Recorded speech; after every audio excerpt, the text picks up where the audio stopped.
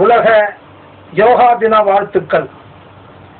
உலக மக்கள் நோயின்றி நீண்ட ஆயுளுடன் மன அமைதியாக வாழ சித்தர்கள் அருளி செய்த மாபெரும் கலை யோகா கலை.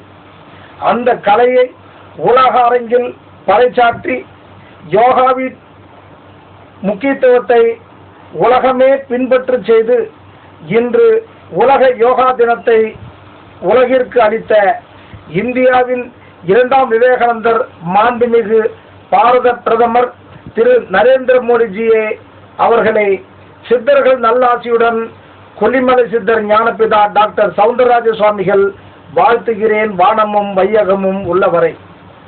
இன்று உங்களால் உருவாக்கப்பட்ட உலக யோகா தினம் எதிர்காலத்தில் உலக சமாதான நாளாக உருவாக எனது மனப்பூர்வமான இதயம் கலந்த வாழ்த்துக்கள். மதங்கள் பலவானாலும் இறைவன் ஒருவனே, மனித இனங்கள் பலவானாலும் ஆன்மா ஒன்றே. தியானம் என்பது ஜாதி, மதம், இனம், மொழிகளுக்கு அப்பாற்பட்டு மனிதனாக வாழ வந்த கலையாகும்.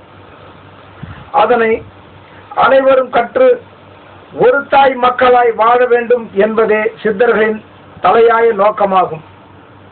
யோகா தியானம் மட்டுமே உலகில் உள்ள அனைத்து மக்களுக்கும் ஒரே கடவுள் என்ற இறையாண்மை கொள்கையை உணர்த்துகிறது. யோகா என்பது உடற்பயிற்சி, தியானம் என்பது உயிர் பயிற்சி. இவை இரண்டுமே ஒன்றோடு ஒன்று பின்னப்பட்டுள்ளது. உடலை ஆரோக்கியத்துடன் வளர்ப்பது யோகா பயிற்சி, மனதை ஒருநிலைப்படுத்துவது தியான பயிற்சி. மனம் என்றால் என்ன? மனம் எங்குள்ளது? மனம் என்பது அணுவிற்கு சிறிதாகவும் அண்டத்திற்கு பெரிதாகவும் உள்ளது. மனம் ஒவ்வொரு இடத்திற்கு ஏற்றவாறு செயல்படுகிறது. மனம் அகிலத்தையும் ஆளக்கூடியது, வல்லமை படைத்தது. ஜீவன் என்ற உயிர் எங்கு உள்ளதோ அங்கு மனம் இருக்கும். ஜீவன் என்ற உயிர் எங்கு இல்லையோ அங்கு மனம் இருக்காது. நம்மில் இயங்கும் இருதயத்தை இயக்குவதும் மனம்தான். அப்படிப்பட்ட மனதை அடக்கி ஆள்வதுதான் யோகா மற்றும் தியான பயிற்சியாகும்.